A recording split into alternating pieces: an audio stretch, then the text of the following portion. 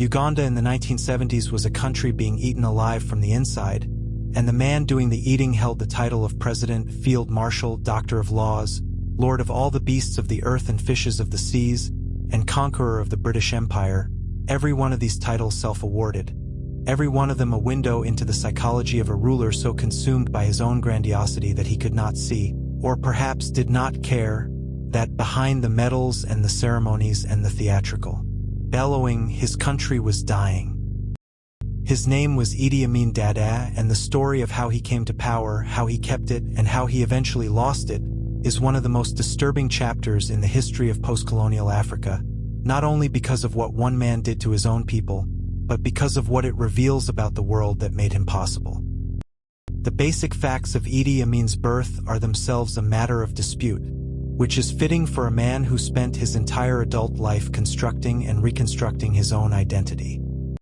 Some accounts, including one from his own son Hussein, place his year of birth as late as 1928. Most historians believe the true year was 1923 or 1924. His place of birth is similarly uncertain. The claim that he was born in the capital Kampala is widely considered to be false.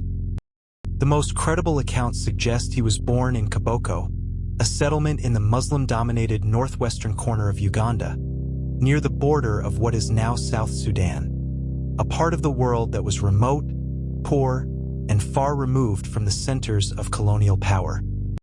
His father's background adds another layer of uncertainty. Some sources describe Andreas Nyabayer as a member of the Kakwa people who converted to Islam from Roman Catholicism in the early 20th century and changed his name to Amin Dada. Other accounts suggest he was ethnically Nubian and had been raised Muslim from birth, his family likely among the Sudanese communities brought south into Uganda by Emin Pasha, the late 19th century Ottoman governor of Equatoria who had pushed deep into Central Africa in the 1880s and left behind scattered Sudanese settlements throughout the region. The question of Amin's ethnic origins was never simply a biographical curiosity. It mattered enormously to how he governed, who he trusted, who he killed, and who he elevated, because ethnicity in Uganda was not a background detail but a live wire running through every aspect of public and private life. Amin's mother, Asa At, was either Kakwa or Lugbara in origin, depending on which account one reads. What seems certain is that his father abandoned the family when Idi was still a young child, and the boy was raised by his mother alone, without money, without connections, and without any of the advantages that the Uganda of that era offered its more privileged sons. He received a basic Islamic education at a school in Bombo in the early 1940s, and that formal schooling was essentially the entirety of his intellectual formation. It was not much to build a nation on. But then again, building a nation was never truly what Idi Amin had in mind. To understand how a man of such limited education and such deeply violent instincts came to rule an entire country, one must begin not with Amin himself but with Uganda, because Uganda was a country whose wounds were built into its foundations, a political entity created not by the organic development of its people but by the convenience of strangers who drew lines on maps and declared the result a nation. The region that Uganda covers today was, in the centuries before European colonization, home to many distinct peoples with very different histories, traditions, languages, and relationships to one another. The largest and most powerful group were the Baganda, whose kingdom dominated the south of the country around Lake Victoria and the area of what would become the capital, Kampala. To the north and east lived various Nilotic peoples, including the Kakwa and the Lugbara and the Akoli and the Lango, each with their own distinct identities. The northwest had a substantial Sudanese population. Along what is now the border between eastern Uganda and western Kenya lived pockets of Koliak people. And over all of these ethnic divisions was layered a patchwork of religions: Islam in the north where it had spread from Egypt and Sudan, traditional Ugandan faiths in many rural areas, and Roman Catholicism and Protestantism introduced by missionaries across much of the south and center. When British imperial ambitions pushed into this region in the late 19th century, driven in part by the grand strategic fantasy of controlling a continuous strip of African territory running from Cairo to Cape Town, the Uganda Protectorate was formally established in 1894, and from the beginning the British made choices that would corrupt the country's foundations for generations. They favored the Baganda who had adopted Protestantism and used them as a proxy administrative class to govern the rest of the country, embedding a hierarchy of ethnic and religious preference directly into the structures of colonial rule. The Muslim North was marginalized. The non-Baganda peoples were subordinated. And a country that might conceivably have been built on some accommodation of its internal diversity was instead built on divisions that were to some extent deliberately maintained because divided peoples are easier to rule than unified ones. Colonial administration was not without its material contributions.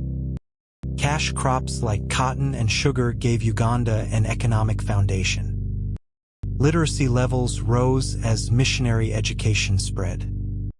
A basic infrastructure of roads and communications began to take shape. And critically, the British began training and arming native Ugandans for a colonial military force called the King's African Rifles, initially as a means of extending imperial control and later, during the First World War, as a mechanism for striking at German colonial possessions in East Africa. It was this military institution that would eventually produce Idi Amin, and the manner in which it formed him, the values it instilled, the ceiling it imposed, and the resentments it created goes a long way toward explaining the kind of ruler he became. Amin joined the King's African Rifles in the early 1940s and rose through its ranks with a speed that surprised his commanding officers, because he had genuine qualities as a soldier: physical strength, endurance, a capacity to project confidence and authority, and a talent for giving his superiors exactly what they wanted to see. By the late 1940s, he had been posted to neighboring Kenya, where the political temperature was far hotter than in Uganda, and in 1952 he was present when the Kenya Land and Freedom Army, known universally as the Mau Mau, launched its revolt against British rule. Amin served during this campaign, though he would later downplay his involvement, uncomfortable with the fact that he had fought on behalf of colonial authority against an African independence movement. He was promoted to corporal in 1952 and sergeant the following year. His commanding officer, Ian Graham, would later write that Amin was one of the best soldiers and mid-ranking officers he had ever commanded, a judgment shared by others who encountered him during these years. He was also sent to Scotland for additional military training, spending time in Stirling, and this experience planted in him an oddly specific affection for Scotland and its people that would manifest itself in increasingly bizarre ways as his rule over Uganda progressed. He gave several of his children Scottish names. He dressed a regiment of the Ugandan army in traditional kilts. And at the height of his megalomania, he offered to become the King of Scotland. But that comes later. In 1959, Amin was given the title of Effendi, the highest rank an African could achieve within the British military forces in East Africa. It was a Class II warrant officer designation, and it represented an absolute ceiling.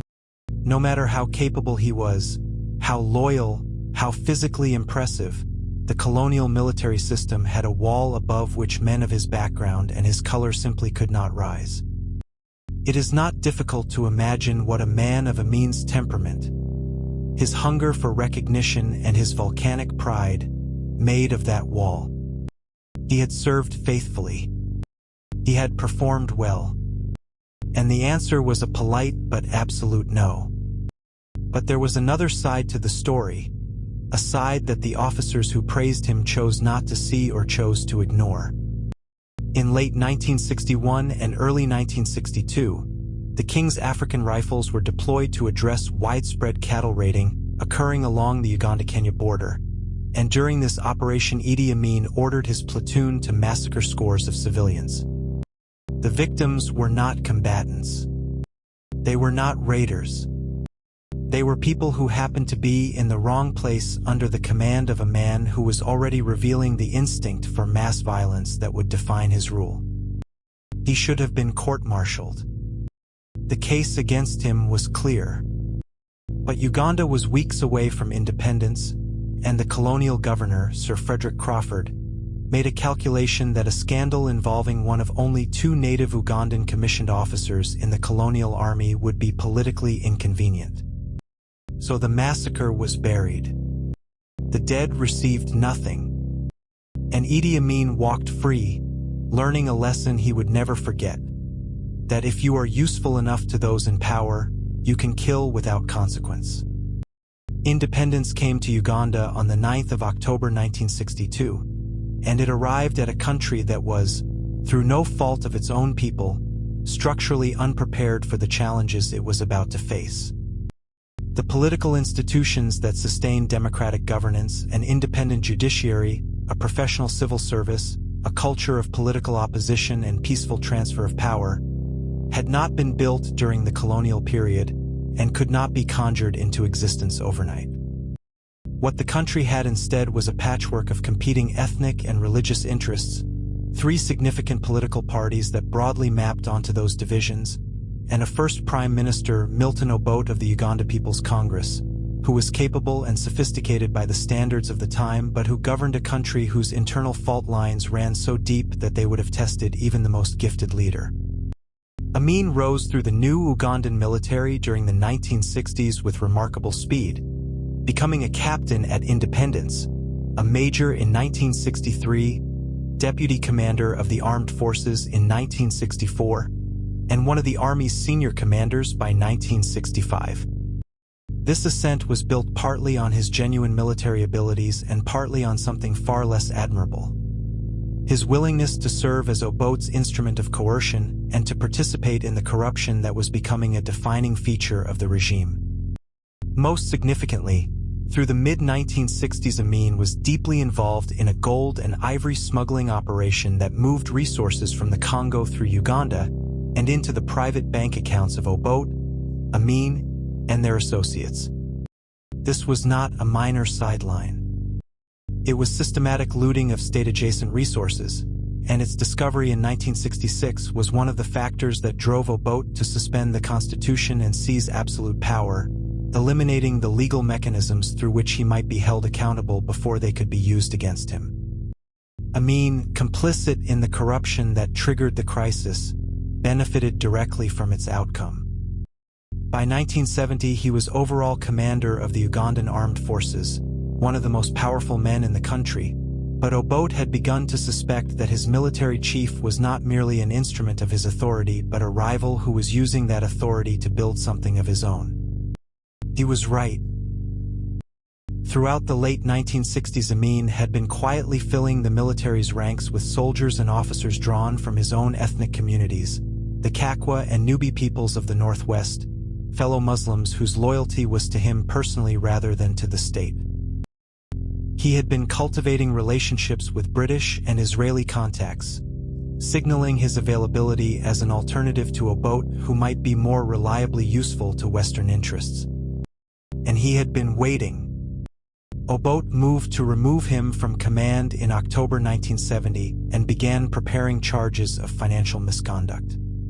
But he moved too slowly, and when Amin learned of his intentions, he acted with the speed and ruthlessness that would become his signature.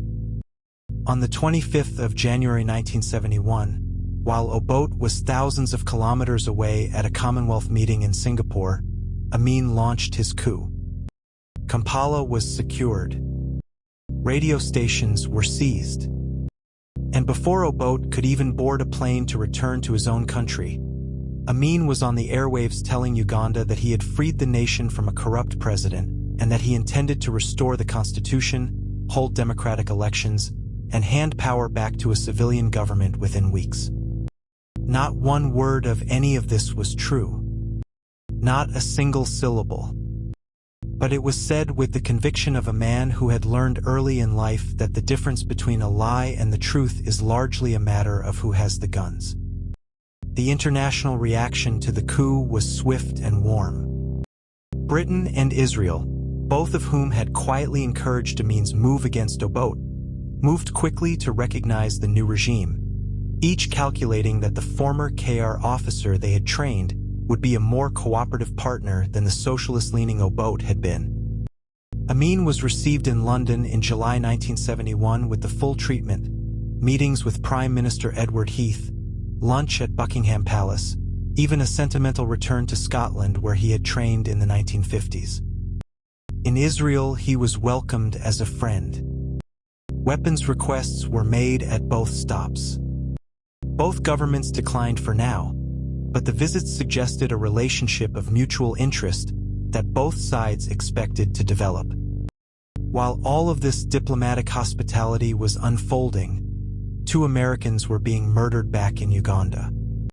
Nicholas Stroh was a journalist.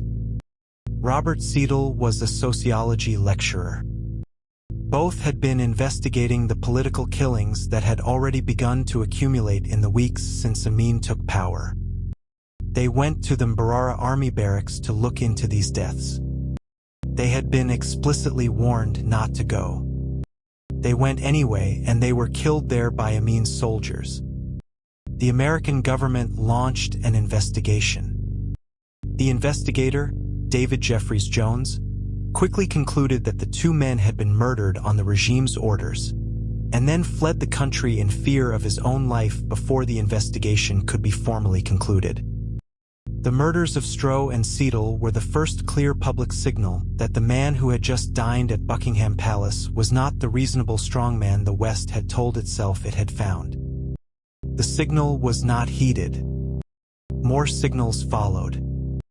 Having been refused the weapons he requested in London and Tel Aviv, Amin turned to Muammar Gaddafi in Libya, who had seized power in 1969 and established himself as a committed adversary of Western colonial influence in Africa and the Middle East. When Amin traveled to Tripoli, he presented Gaddafi with a portrait of Uganda and of himself that bore almost no relationship to reality. He described himself as a devout and committed Muslim. He claimed that 70% of Uganda's population were Muslims. The true figure was approximately 6%, concentrated in the northwest. Whether Gaddafi believed him or simply found the fiction politically useful, he agreed to provide weapons and support. Uganda was brought into the Organization of Islamic States. Amin promised to restrict the religious freedoms of Uganda's Christian majority in return. And the long horror that was coming had taken another step closer to arrival. Inside Uganda, the violence had been growing from the first weeks of the new regime, directed in particular at the Akoli and Lango ethnic groups who had been politically associated with Obote's government, and whom Amin therefore treated as enemies to be eliminated.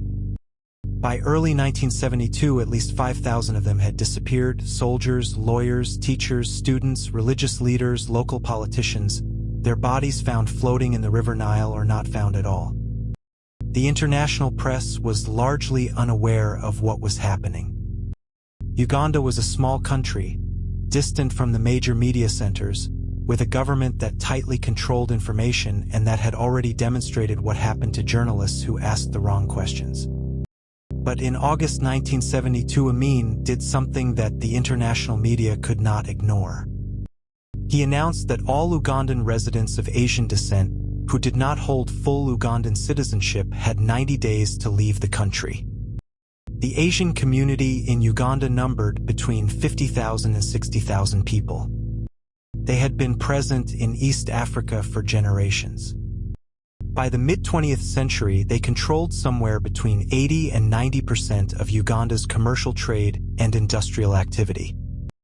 Of 195 cotton ginning factories recorded in Uganda in 1948, 183 were operated by people of Indian descent.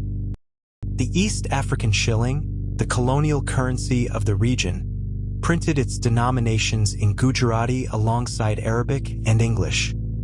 The depth of this community's roots in the Ugandan economy was not incidental or extractive.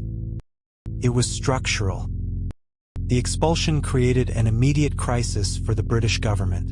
which had promised at independence to grant British citizenship to Asians in the region who wished it.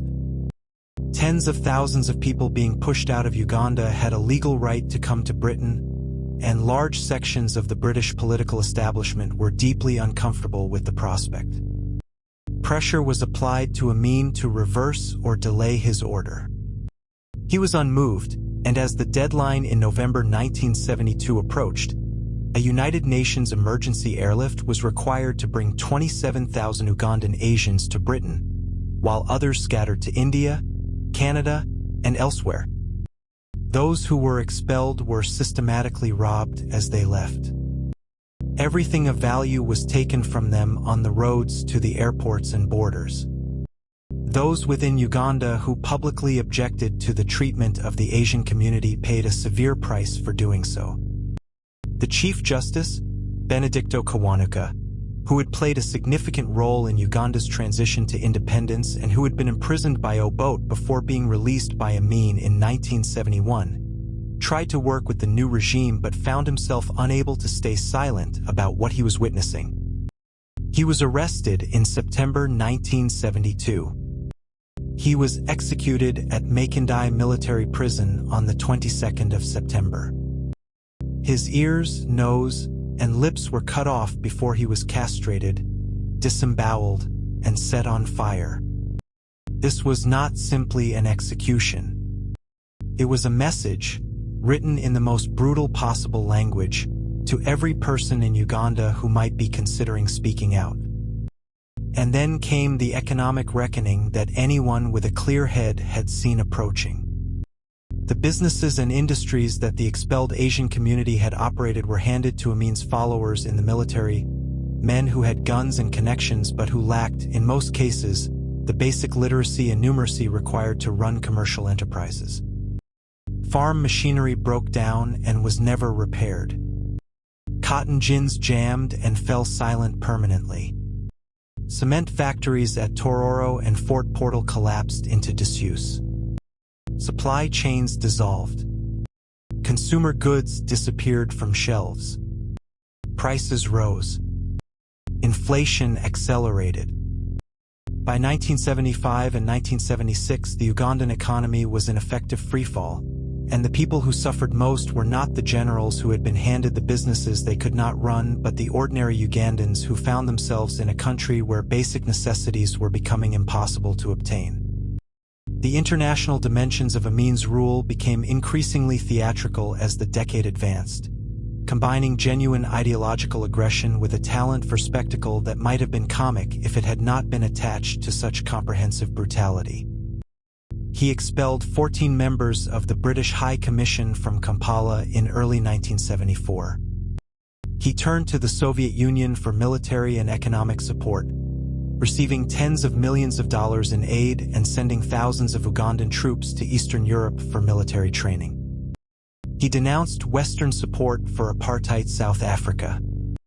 He broke with Israel following the Arab-Israeli War of 1973 and became an increasingly vocal champion of the Palestinian cause. And in 1975 he hosted the summit of the Organization of African Unity in Kampala, where he arranged to have several Britons carry him into a reception hall in a litter, a theatrical humiliation of the former colonial power that played well to his African audience, and where he publicly embarrassed British Foreign Secretary James Callaghan, who had come specifically to negotiate the release of British author Dennis Hills, sentenced to death by Amin's regime for describing the dictator as a village tyrant in a recently published book.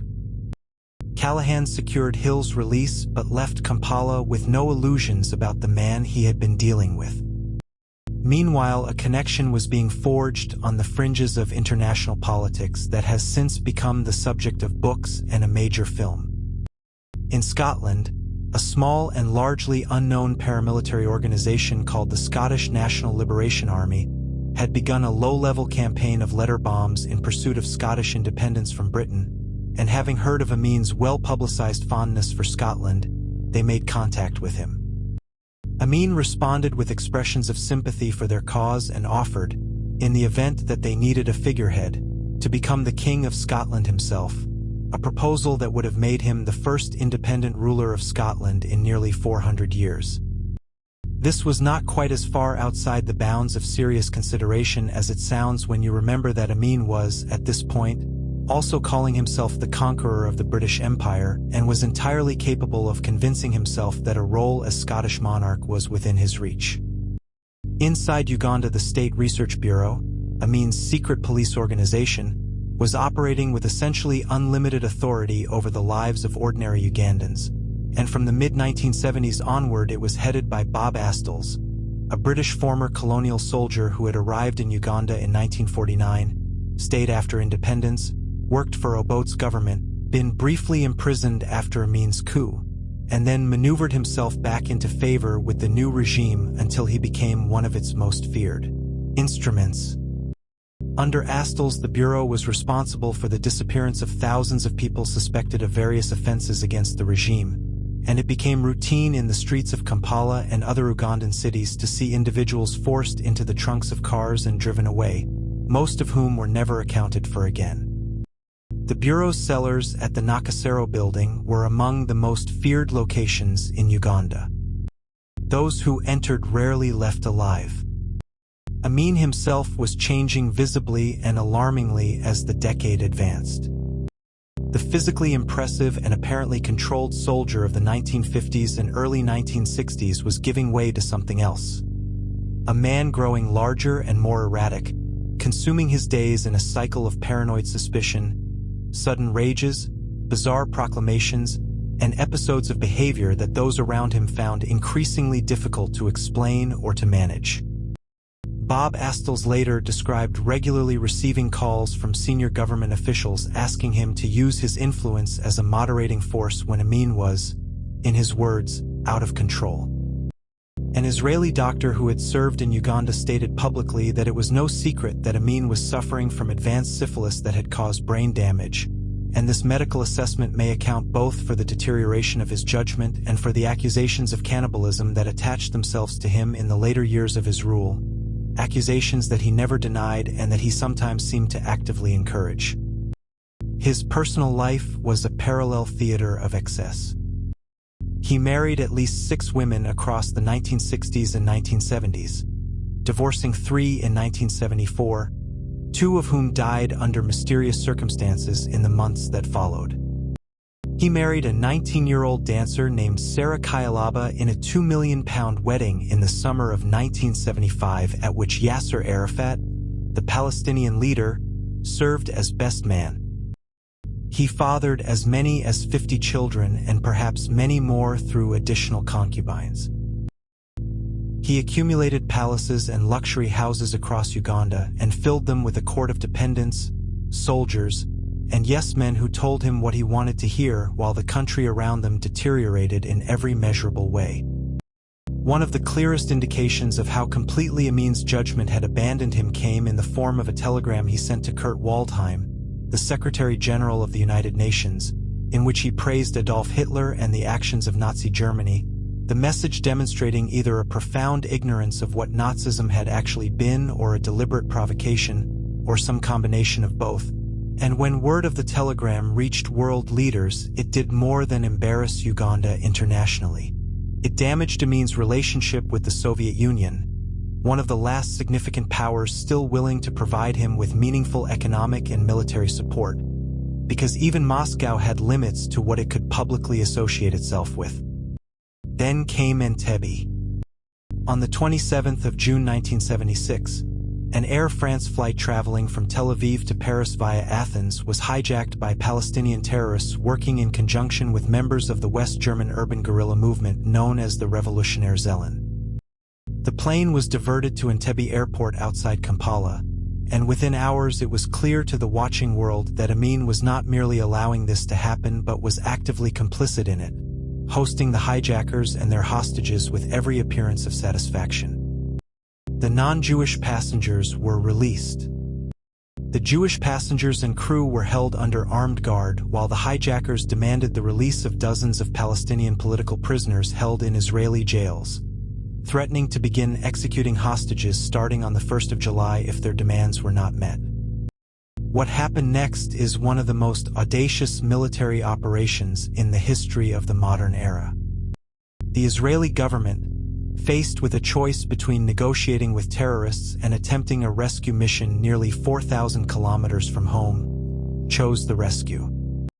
Israeli commandos flew to Uganda in a mission that refueled in Nairobi, Kenya, and on the night of the 4th of July, approximately 100 Israeli special forces descended on Entebbe airport, which they knew in precise detail because Israeli contractors had built it years earlier. In 90 minutes, they freed nearly every single hostage, destroyed most of the Ugandan Air Force's fighter planes, and departed. Amin woke the next morning to learn what had happened at his own airport, in his own country, while he slept, and whatever rage and humiliation he felt about it, he could not have missed the implication that had been communicated with devastating clarity. That the most professional military forces in the region regarded his country as a territory through which they could operate with impunity. The Kenyan government's cooperation with the Israeli rescue mission, allowing the aircraft to refuel in Nairobi, was something Amin neither forgot nor forgave, and it connected directly to the baseless territorial claims he had been pressing for some time, asserting that a portion of Western Kenya that had briefly been included within the borders of the Uganda Protectorate in 1902 was rightfully Ugandan land. These claims were historically spurious and diplomatically reckless, but they reflected Amin's increasing conviction that aggression was a substitute for policy.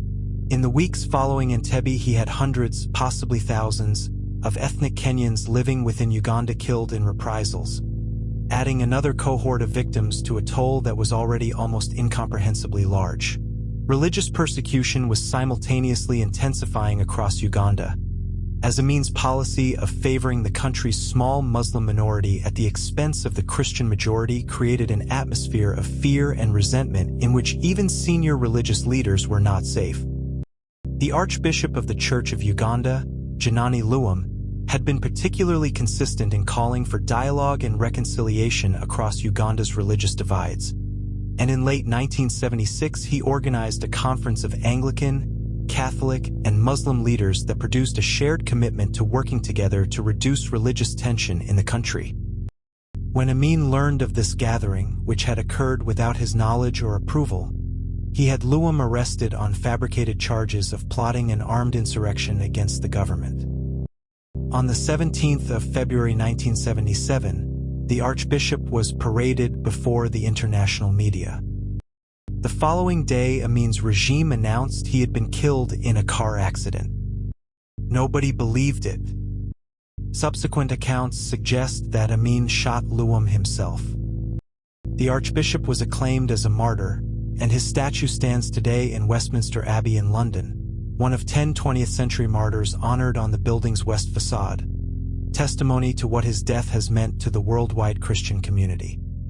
By the late 1970s, the regime was consuming itself. A split had developed within the military between those loyal to Amin personally and those who had transferred their allegiance to Vice President General Mustafa Idrisi, and this internal fracturing was becoming dangerously visible.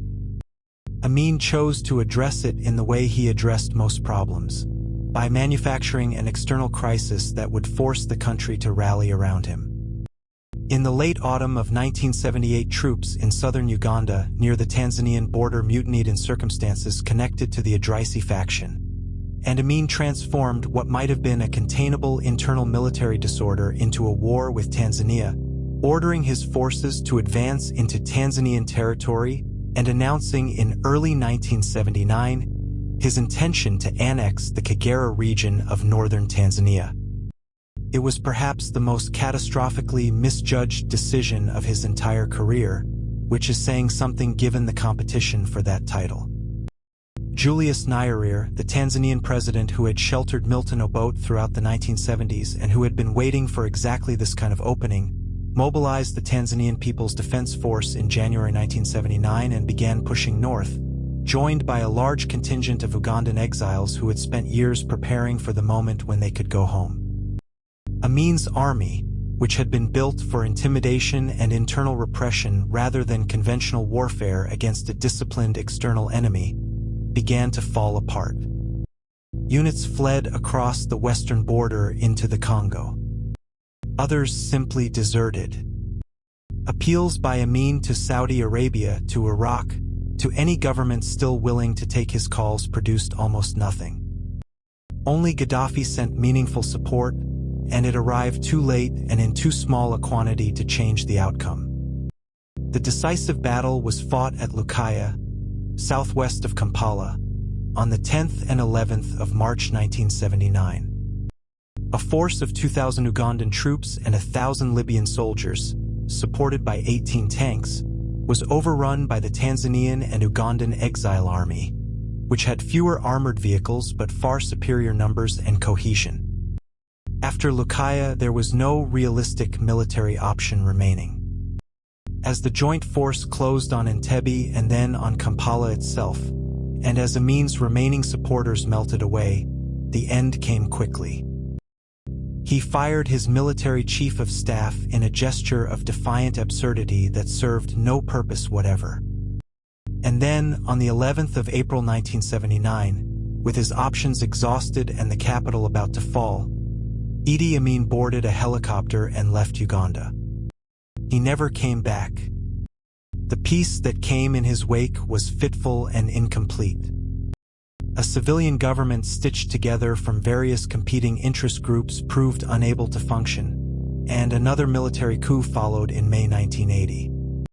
Elections at the end of that year returned Milton Obote to the presidency, but the elections were widely regarded as fraudulent, triggering a new guerrilla war that would last 5 years, fought between Obote's government and forces led by a young man named Yoweri Museveni, who had fled Uganda as a student in 1971 after Amin's coup and had eventually fought in the campaign that brought the dictator down. By January 1986, Museveni's fighters had entered Kampala and he had become president, beginning a tenure that continues to this day, more than 4 decades later, making him one of the world's longest-serving heads of state and raising his own questions about the limits of African democracy that extend beyond the scope of this story. Amin himself went first to Libya, where Gaddafi gave him temporary refuge, and then in 1980 to Jeddah in Saudi Arabia, where the government offered him official sanctuary in an arrangement that reflected the complicated diplomatic calculus of the Cold War era and the willingness of powerful states to extend hospitality to brutal rulers who had at some point served their interests. He spent his final decades in a comfortable villa in Jeddah, his days organized around sports events, gym sessions, massage parlors, and shopping trips in his Range Rover or Chevrolet Caprice. The luxury European goods that had once been flown to him from Stansted Airport in special cargo runs were replaced in his exile years by parcels of cassava and other East African foods arriving by mail. He gave occasional interviews defending his record. He was firmly warned by the Saudi government not to speak to the press, and largely complied.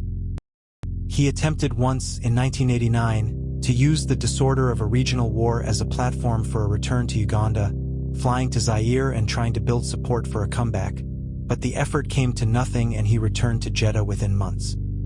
The calls for him to face international justice for what he had done were remarkably quiet, remarkably unsuccessful, and ultimately futile. He was never indicted. He was never tried. The minimum credible estimate of those killed directly by his regime, based on Amnesty International figures, is 300,000 people. Census records suggest the true figure may have been between 420,000 and 800,000. These numbers include soldiers who had the wrong ethnic background, lawyers who asked inconvenient legal questions, students who attended the wrong university, religious leaders who preached the wrong sermon, and ordinary Ugandans whose only offense was belonging to the wrong tribe or praying in the wrong language. None of them received justice. None of their families received acknowledgement. The man responsible spent the rest of his life doing his grocery shopping and going to the gym. In the summer of 2003, his family announced that he had fallen into a coma from kidney failure. His family's request that he be allowed to return to Uganda to die was met with a clear and unambiguous response from the Ugandan government. He would be arrested and prosecuted the moment he set foot on Ugandan soil. And so on the 16th of August 2003, in a hospital room in Jeddah, tens of thousands of miles from the country he had devastated, Idi Amin's life support was switched off. He was buried in a plain and unremarkable grave in the Saudi Arabian city, with no ceremony and no accountability, and the world moved on with something that was not quite justice and not quite indifference but occupied the uncomfortable space between them. The death toll of Amin's 8 years of rule is a number that resists clean articulation, partly because the nature of the regime made systematic recording of deaths impossible, partly because the line between deaths directly ordered by the government and deaths that occurred in the broader environment of violence and economic collapse that the government created is genuinely difficult to draw, and partly because any number large enough to be accurate is so large that it becomes difficult to hold in the imagination as a collection of individual human lives rather than an abstraction. But the abstraction was made of people. Teachers and farmers and judges and soldiers and mothers and fathers and children. 300,000 of them at the very minimum. Each one a person with a name and a history and people who loved them, each one a life ended not by war or famine or disease but by the decisions of one man and the system of fear and violence he constructed around himself. What Idi Amin's story ultimately demands is not simply an accounting of his crimes, though that accounting is necessary and too long neglected, but a reckoning with the conditions that made him possible. He was trained and shaped by a colonial military system that developed his capacities while building a wall above which he could not legitimately rise. He was shielded from prosecution for mass murder by a colonial governor who valued political convenience over justice and who handed him the most important lesson of his life: that the right patrons could make anything forgivable. He was supported in his seizure of power by Britain and Israel, two democratic countries whose governments made a cold calculation that their interests were better served by this man than by the one he replaced. He was courted and supplied by the Soviet Union seeking regional leverage. He was given sanctuary in his final decades by Saudi Arabia accommodating the preferences of its international partners. At every stage of his rise and his rule and his survival, powerful external actors made choices that prioritized their own interests over the welfare of the Ugandan people, and those choices had consequences measured in hundreds of thousands of lives. That is not to diminish Amin's personal responsibility for what he did, which was total, but it is to insist that responsibility did not end with him, and that understanding how Idi Amin became what he became requires an honest confrontation with a world in which the lives of Africans were considered, by far too many governments, to be an acceptable cost of doing geopolitical business. Uganda survived him. The country rebuilt, slowly and painfully and incompletely. The ethnic and religious wounds he deepened and exploited have not fully healed. The political culture of impunity he both inherited and intensified left marks that persist. But the people of Uganda survived, and in the persistence of ordinary life against extraordinary violence there is something that deserves recognition, a resilience that outlasted the man who tried to destroy it, and that continues long after his name has been reduced to what it always deserved to be: a warning. Thank you so much for watching.